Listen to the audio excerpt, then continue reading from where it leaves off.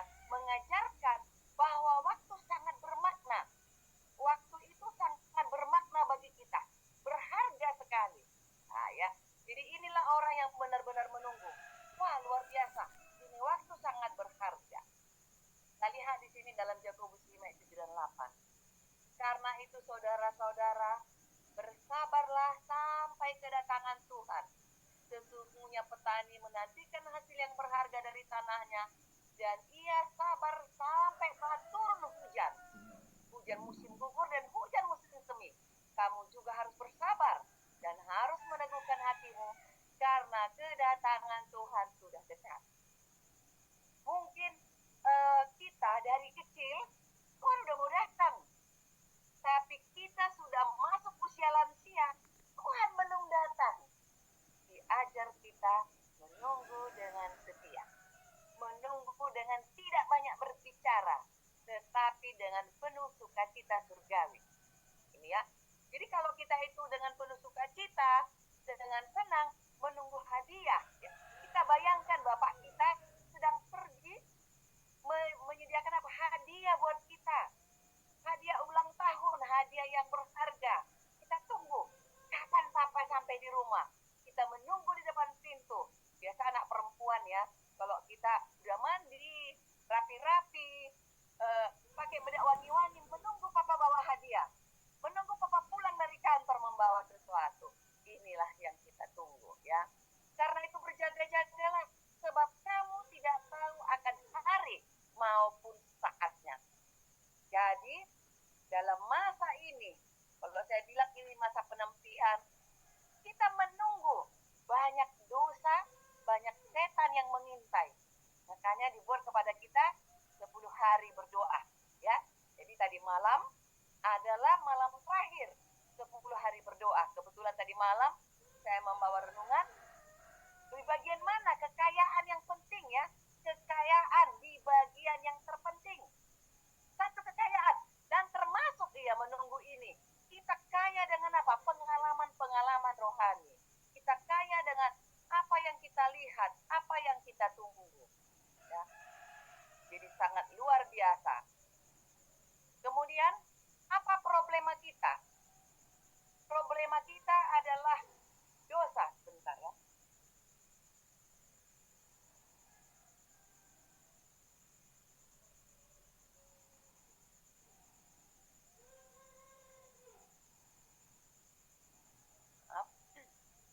Problema kita saat ini adalah dosa yang setiap saat mengintai.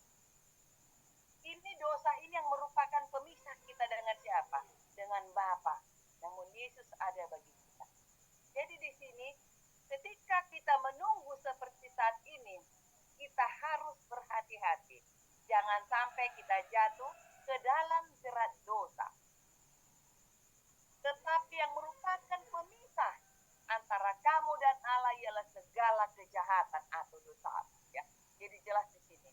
Makanya kita setiap saat memohon kekuatan, memohon supaya Tuhan bisa kita apa? Memberikan kemampuan kepada kita melalui seluruh proses kehidupan.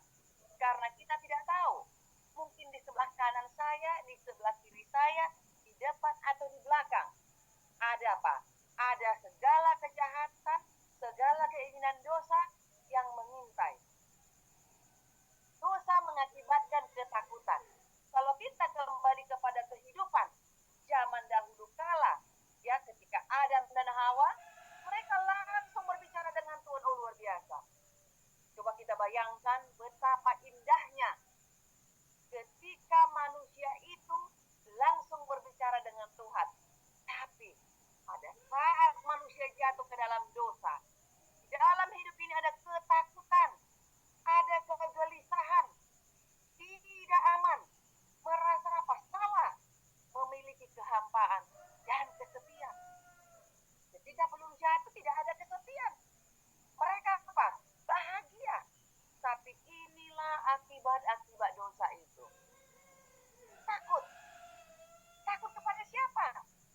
Mulai ada apa? Takut kepada Tuhan karena apa? Dia telah berdosa. Dan yang kita lihat bahwa mereka tidak mengakui bahwa mereka apa?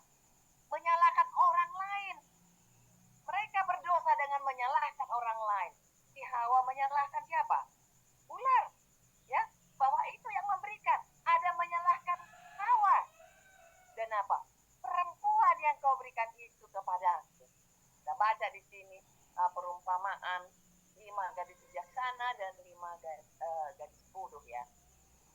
Pada waktu itu hal kerajaan surga seumpama 10 gadis yang membawa pelitanya dan yang mengambil pelitanya dan pergi menyongsong mempelai laki-laki.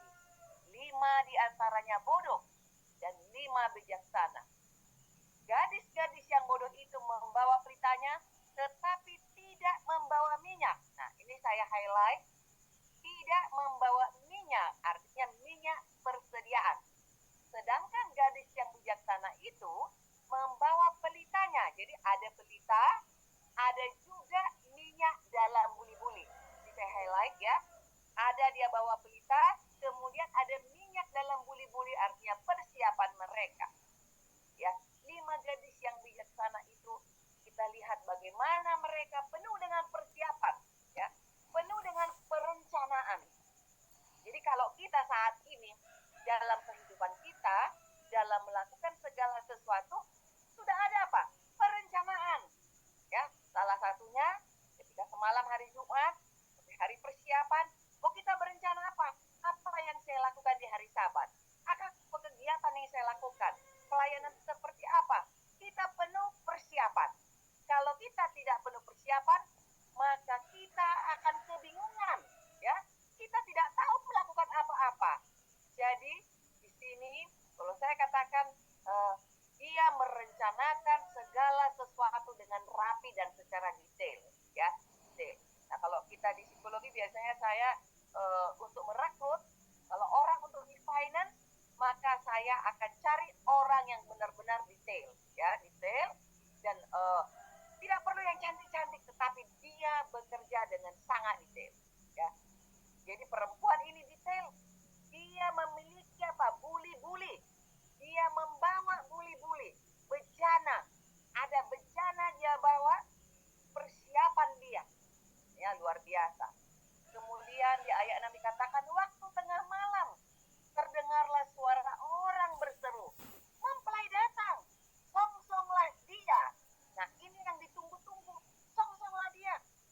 Jadi pada waktu itu 10 gadis itu sama-sama tertidur semuanya. Karena malam hari gadis-gadis itu pun bangun lalu membereskan pelita mereka.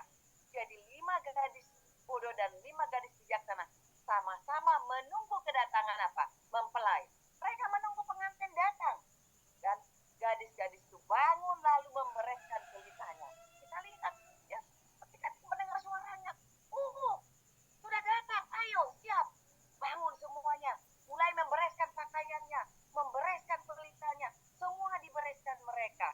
10 ini sama-sama membereskan, sama-sama bangkit dari tidur mereka.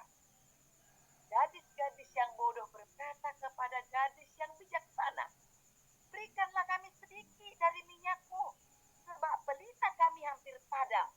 Jadi pada waktu mereka tertidur, ya, pelita ini hidup.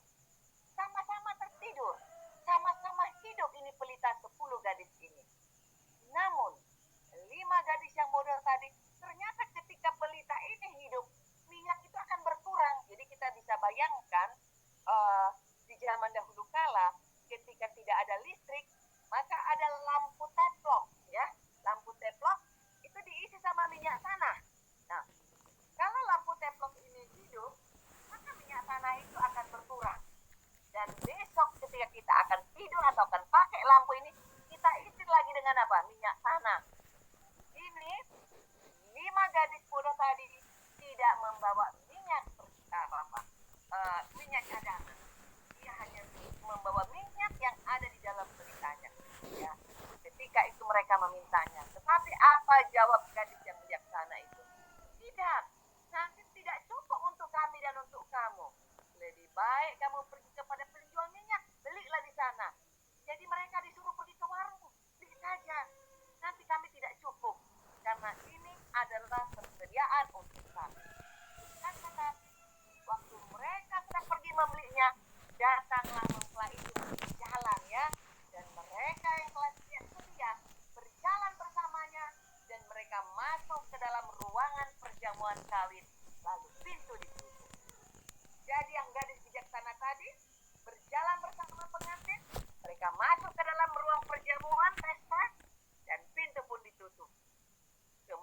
datang juga gadis yang lain itu berkata, setelah mereka membeli minyak, mereka mengetuk pintu, dikatakan, Tuhan, bukakanlah pintu bagi kami. Ya, kita lihat bagaimana gadis-gadis yang bijaksana itu masuk ke perjamuan atau ke pesta perkawinan, sementara gadis yang bodoh tadi masih membeli minyak, dan setelah mereka siap, mereka datang, ya, mereka datang ke acara pesta dan mengetuk pintu. Luar biasa ya, bagaimana indahnya 5 gadis bijaksana ini masuk ke dalam pesta perjamuan. Tetapi apa yang didengar ketika mereka mengetuk pintu? Sesungguhnya aku tidak mengenal kamu. Wah, ketuk pintu. Kami tidak mengenal kamu. Jadi artinya ketika kita datang, pintu tidak dibuka. Pintu sudah tertutup. Karena itu, jaga-jagalah, sebab kamu tidak tahu akan harinya maupun akan saatnya. Jadi ini perintahnya kepada kita, ya. Kepada kita diperintahkan jangan sampai pintu tertutup. Ya. Jadi kita sia-sialah kita bangun setiap pagi, ikut renungan jam 4 pagi, sudah hampir 3 tahun ini kalau saya tidak salah, beberapa hari lagi di dalam bulan ini 3 tahun kita akan berulang tahun. Mudah-mudahan kan nanti kita berulang tahun kita bisa apa? Tiup lilin. Kita punya lilin, punya kek, walaupun secara virtual kita ya. Mungkin nanti di Pontianak kita baru apa? Baru bisa makan keknya. Jadi luar biasa kalau kita lihat bagaimana persiapan itu. Betapa kasihannya kita lelah menunggu, kita lelah hidup di dunia, tetapi pintu tertutup bagi kita. Sungguh sangat menyedihkan ketika kita tidak mendapatkan upah kita. Sia-sia semua apa yang kita lakukan sebagai suami istri. Ya, di sini mungkin ada juga bapak-bapak kami yang saya kasih dalam Yesus, sahabat-sahabat saya, ibu-ibu yang saya kasihi. Perlu kita saling mendukung. Ya. Kadangkala kita lemah, tetapi kita perlu saling memotivasi. Seperti dalam 10 hari berdoa tadi malam dikatakan dalam Ibrani, baiklah kita saling mendorong, ya. Mendorong bukan menjatuhkan orang, tetapi kita memberikan motivasi, memberikan dukungan, ya. Ketika kita lemah, ketika sahabat kita lemah, ketika anak-anak kita lemah, kita mendukung, memberikan satu motivasi. Masing-masing kita harus memiliki minyak cadangan, ya. Kita harus memiliki minyak cadangan, maka kita apa? Kepenuhan Roh Kudus. Bagaimana caranya? Baca Alkitab, ya. Baca Alkitab setiap pagi. Bukan hanya membaca saja, tapi renungkan. Lakukan meditasi Alkitab. Apa maksud Tuhan, ya? Apa maksudnya? Semakin kita berulang membaca, semakin kita menaati firman Tuhan. Ya, semakin kita mengerti apa maksud Tuhan untuk saya. Kemudian kita menunggu kedatangan Tuhan. Kepenuhan Roh Kudus. Ketika kita mengalami kepenuhan Roh Kudus, tidak ada ketakutan. Ya, akibat dosa tadi dikatakan apa? Kegelisahan, ketakutan, rasa bersalah, ya. Tetapi ketika kita kepenuhan Roh Kudus, inilah yang kita doakan sepanjang 10 hari berdoa di awal tahun ini, agar kita tidak memiliki ketakutan, agar kita mendapatkan kecurahan Roh Kudus, sehingga kita punya passion, ya, punya semangat, punya apa? Pergerakan untuk menginjil. Hope for Indonesia. Kalau kita kepenuhan Roh Kudus, maka di hati kita ini akan ada satu pergerakan untuk menginjil, ya. Menginjil bukan karena kita pintar, bukan karena kita hebat, tetapi Tuhan yang memberikan keberanian kepada kita. Terima Roh Kudus, mengaku kepada Yesus, tekun berdoa, ikuti ibadah, ya. Dalam pelajaran tadi di malam juga dikatakan, janganlah menjauhkan diri dari ibadah-ibadah yang dilakukan, ya. Dan memang kita secara virtual ini. Jadi kalau pelajaran itu analog, bertemu, karena kita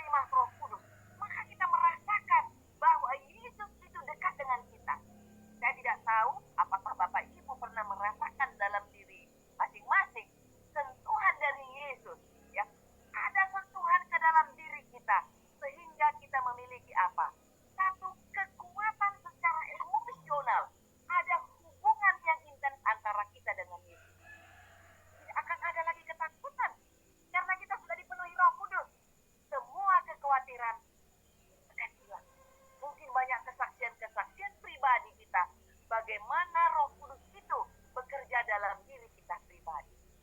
Yohanes 20 ayat 21 dan 22. Maka kata Yesus sekali lagi, damai sejahtera bagi kamu, sama seperti Bapa mengutus aku, demikian juga sekarang aku mengutus kamu. Dan sesudah berkata demikian, ia mengembusi mereka dan berkata, terimalah Roh Kudus. Nah, damai sejahtera bagi kamu. Bapak Ibu yang saya kasih dalam Yesus, saya sebenarnya lupa kalau tidak Ibu Ani ingatkan saya untuk renungan pada pagi ini. Saya benar-benar lupa ya. Dan kebetulan saya berpikir, wah, saya bisa ya. Saya kebetulan ambil 10 hari berdoa. Tadi malam saya pulang di rumah, pulang dari 10 hari berdoa, sudah setengah 11 malam. Ya. Jadi waktu saya ke Ibu Ani, sempat saya bilang, boleh diganti nggak? Oh, salah. Oh, jangan. Jadi saya hapus. Ya. Saya nggak jadi. Oh, saya ketik. Oke, saya siap. Karena apa? Kata Yesus, damai sejahtera bagi kamu. Bahwa kita sebenarnya diutus Tuhan. Jadi saya dalam kamus saya, jangan pernah katakan tidak. Ketika memang engkau dipanggil melayaninya. Maka ketika saya dipanggil ke Tanah Karo, Bu, layani kami khotbah hari ini. Hari Sabat tanggal sekian. Oke. Kemudian tiba-tiba saya berpikir saya akan pulang dengan cepat. Karena besok ada acara kita pemilihan. Pilihan Kota Medan. Tiba-tiba, Bu, Ibu kan sudah di Tanah Karo. Berikan dong kami seminar. Itu baru Kamis malam. Oh iya, oke, siap. Nah, ini mulut kita ini selalu ngomong siap. Tapi inilah, ya, Tuhan mengatakan mulai siap, semua siap. Tapi semua terlaksana dengan baik. Ya, semua. Saya katakan memang Tuhan itu memberikan Roh Kudus. Terimalah Roh Kudus. Ini saya imani, ya. Saya imani ketika Yesus mengembuskan kepada murid-muridnya, maka saya yakin dia juga mengembuskan kepada saya, maka disertainya lah kita, ya. Terima firman. Ada dikatakan di sini, mendengar namun tidak mengerti. Berarti hanya dengar-dengar doang, ya. Mendengar namun tidak percaya. Tidak berani mengaku Yesus. Jadi di sini banyak kategori orang. Dia terima, oh saya percaya kepada Yesus. Namun apakah benar? Apakah hanya mulut kita mengatakan percaya? Jadi yang dituntut di sinilah mendengar dan lakukan, ya. Jadi kita tidak cukup hanya mendengar. Membaca, mendengar dan lakukan. Itulah yang menjadi apa? Murid-murid Yesus. Kita kepenuhan Roh Kudus. Baca Alkitab, lakukan dan taat kepada firman Tuhan. Nantikan Tuhan dengan setia. Wahyu 3 ayat 10. Karena engkau menuruti firman-Ku untuk tekun menantikan Aku, maka Aku pun akan melindungi engkau dari hari pencobaan yang akan datang atas seluruh dunia untuk mencobai mereka yang diam di bumi. Jadi ayat ini sungguh indah. Karena engkau menuruti firman-Ku, tekun menantikan Aku, setia menunggu, ya. Tekun menantikan, maka Dia melindungi kita kemanapun kita melangkah. Luar biasa, ya. Wah, aku menantikan Tuhan dengan setia. Coba kita, ya, ketika kita menantikan, mungkin yang wanita menantikan pria dengan setia, sebaliknya juga yang pria menantikan wanita dengan setia, maka terjadilah apa? Pernikahan yang kudus, ya. Jadi apa? Tidak bosan dia menunggu. Oh, mungkin kita dulu, nanti kita kalau menikah, tunggu dulu saya bagus pekerjaan saya. Saya memiliki pendapatan yang bisa menghidupi, ya, menghidupi kita, dan kelak bila punya anak-anak, kita juga. Walaupun banyak apa, mungkin yang perempuan banyak digoda laki-laki, laki-laki digoda perempuan, tapi dia setia kepada calon suami, calon istri. Maka apa? Tuhan katanya memampukan dia untuk menghadapi seluruh cobaan yang datang. Ini luar biasa. Jadi dalam firman pada pagi ini, Tuhan mengatakan kepada kita bahwa kita harus setia kepadanya, bahwa kita harus menuruti firman-Nya. Secara manusia dunia, ya boleh dikatakan, saya nggak sanggup. saya nggak kuat. Kenapa?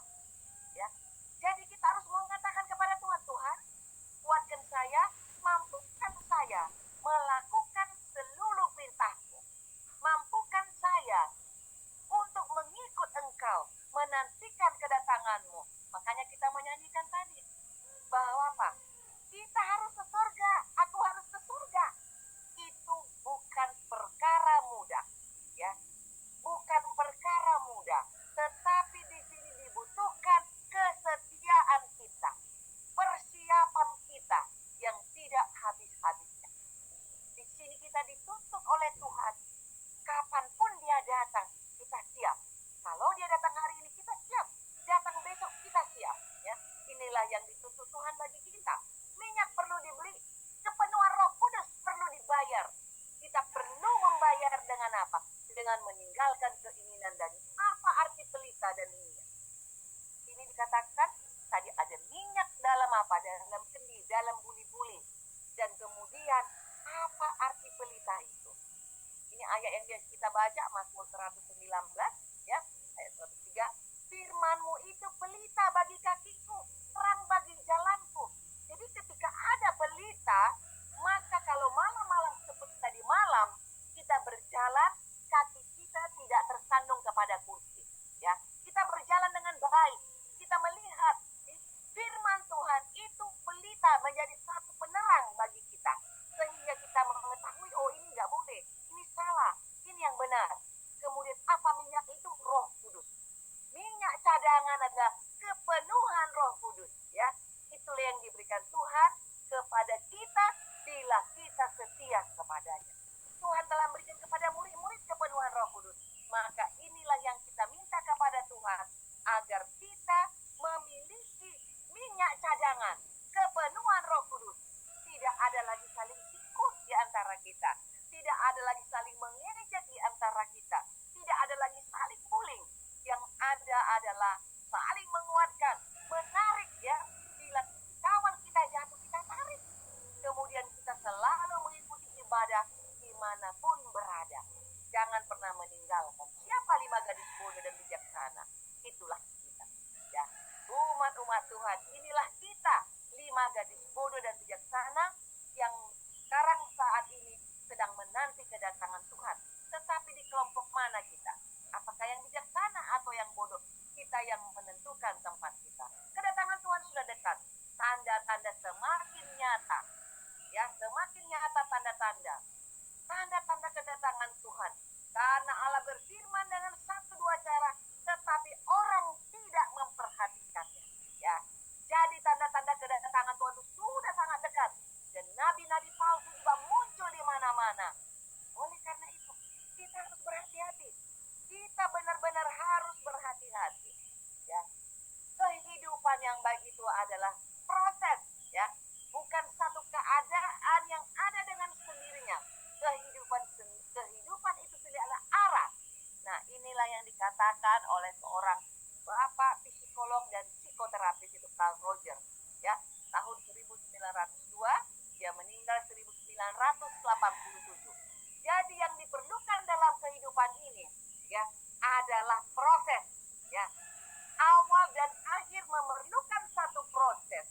Ketika kita diproses, ketika kita ditempa, ya, ketika kita merasakan sakit, hujan, merasakan petir, maka kita akan kokoh. Jadi seperti sebuah pohon, ketika pohon yang tinggi itu diterpa oleh angin, dia goyang ke kanan, goyang ke kiri. Namun dia tidak tumbang. Karena apa? Dia dipelihara dengan baik. Jadi proses dia bertumbuh dari kecil sampai besar dengan ditempa angin dan badai segala macam, maka dia akan. Jadi di dalam kehidupan kita perlu satu proses kita dapatkan, perlu satu pengalaman yang kuat. Bila kita mengalami satu terpaan hidup, satu pergumulan hidup, jangan takut. Tuhan akan berikan solusinya. Oleh karena itu, Bapak Ibu yang saya kasih dalam Yesus, sahabat-sahabat saya yang tercinta, pada sabat pagi ini kita dikatakan di sini harus tekun. Jangan pernah menyerah. Kalaupun kita jatuh, bangun lagi. Kalau jangan pernah jatuh sampai terpuruk. Inilah firman yang saya bawakan pada pagi hari Sabat ini. Kiranya firman ini membawa kehidupan